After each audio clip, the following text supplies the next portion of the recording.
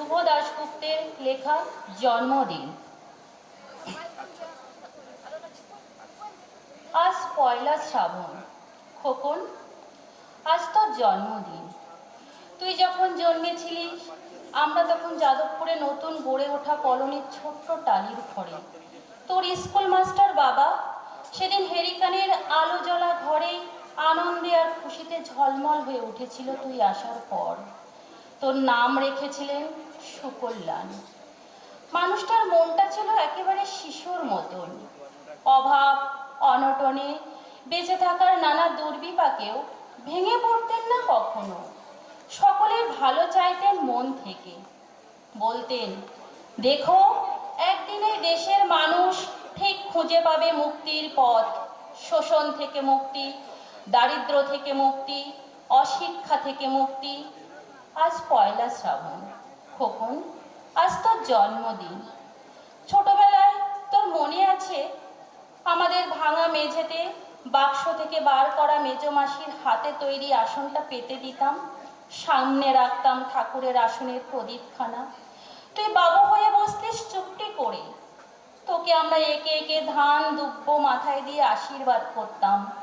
তোর বাবা বলতেন, বড় হও, মানুষ হও। তোর বাবার সেই বন্ধু ঘোষ কাকা, তিনি বলতেন, বেঁচে বর্তে থাকো।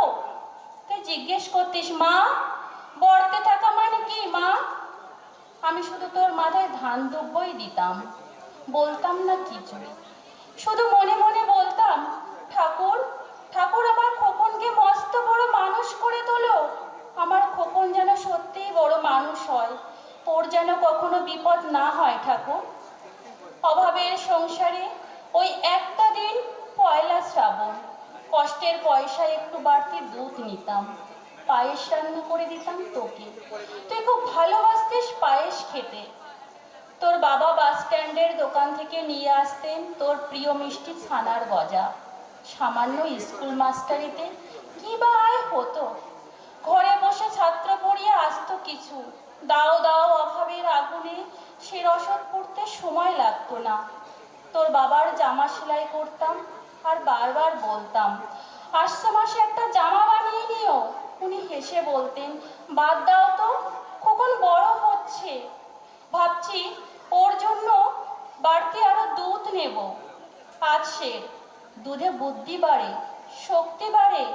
শক্তি আর বুদ্ধি না হলে তোমার খোকন মস্ত বড় মানুষ হবে কি করে? ভাবছি আরো দুটো টিউশনই নেব। ছাত্র পড়িয়ে মানুষটা দিনের শেষে একেবারে ক্লান্ত হয়ে যেতেন। বারান্দার ধার ঘেঁষে যখন রাতের অন্ধকারে জোনাকির ব্যস্ততা আর ঘরে তোর পড়া মুখস্থ করার একটানা সুর আমাদের কলোনির ভাঙাচোরা বাড়িটাকে জীবন্ত করে রাখত। তখন বলতেন আমায়, খাওয়া দাওয়া একটু করো, তোমার চেহারাটা বড় ভেঙে পড়েছে দিনকে দিন। শাড়িটাও তো ছিঁড়েছে বেশ, কালই আমি ফেরার পথে একটা শাড়ি নিয়ে আসবো, ধারেই আনবো।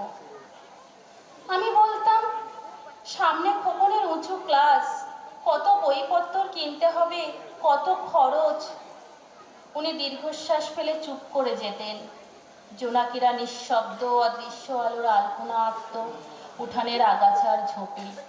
আবহ সঙ্গীতের মতো তুই ভেতরে বসে বসে পড়া মুখস্থ করতিস, ইতিহাস, ভূগোল, গ্রামার। ঈশ্বর আমাদের নিরাশ করেননি। তুই কত বড় হলি, সব পরীক্ষায় কত ভালো ফল হলো তোর।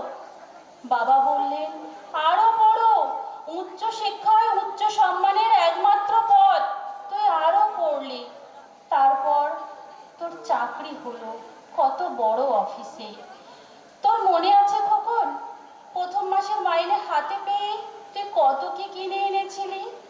তখন তো আমরা উঠে এসেছি শ্যামবাজারে, তোর দু কামরায় বেশ সাজানো গোছানো বড় ফ্ল্যাটে। তোর অফিস থেকেই তো দিয়েছিল। সেই বাড়ি, সেই ঘর, সেই ব্যালকনি, কত স্মৃতি, কত ছবি। ওই বাড়িতেই তো আশ্বিনের এক ঝোড়ো বিকেলে, তোর মনে আছে খোকন, তোর বাবা যেদিনটাতে চলে গেলেন, মনে আছে? তুই বাবার বুকের ওপর পড়ে যখন কাঁদছিলি হাপুস নয়নে, সদ্য স্বামীহারা আমি। সেদিন তোর সেই অসহায় মুখ দেখে আরো বেশি করে ভেঙে পড়েছিলাম। তোকে বুকে টেনে নিয়েছিলাম ছোটবেলাকার মতো, বলেছিলাম কাঁদিস না খোকন, আমি তো আছি। আজ পয়লা শ্রাবণ, কলকাতা থেকে অনেক দূরে মফস্বলের এই বৃদ্ধাশ্রমে আমি একেবারে একা খোকন। তোকে বড় দেখতে ইচ্ছে করছে রে, তোকে, বৌমাকে আর ছোট্ট বেলটুকে। তোরা এখন অনেক দূরে সরলেকের মার্বেল বসানো ঝকঝকে বাড়িতে আজ তোর জন্মদিনে নিশ্চয়ই খুব বড় পার্টি হচ্ছে, তাই না রে খোকন? লোকজন, হইচই, খাওয়া দাওয়া, খুব ভালো, খুব ভালো খোকন। আজ পয়লা শ্রাবণ, আমার বড় মনে পড়ছে যাদবপুরের ভাঙা ঘরে রাতে তুই আমার পাশে শুয়ে মাঝে মধ্যে খুব ভয় পেয়ে জড়িয়ে ধরতিস আমাকে। আমি বলতাম, ভয় কি রে, আমি তো আছি, মা তো আছে খোকনের। যার মা থাকে তাকে কি ভূতে ধরে? তুই নিশ্চিন্ত হয়ে ঘুমিয়ে পড়তিস আমার বুক জুড়ে। তোর আধুনিক সংসারে এই বুড়িটার একটু ঠাঁই হলো না রে? প্রতিমাও তো মা, ওরও তো আছে আমার খোকনের মতো কোল আলু করা চাঁদের টুকরো। কিন্তু সময়ের কি আশ্চর্য পরিবর্তন খোকন। তুই বোধহয় এখন আর পায়েস খাস না, তাই না রে? তুই জানিস না খোকন, আজ আমি সকালে পায়েস রান্না করেছি। হ্যাঁ, তোর পাঠানো টাকায়। সারাদিন সেই পায়েসের বাটি সামনে নিয়ে বসে আছি রে। এখানে এই বৃদ্ধাশ্রমে আমার একলা ঘরে আর কেউ নেই খোকন। তুই একবার আসবি খোকন, একবার, শুধু একবার। নমস্কার।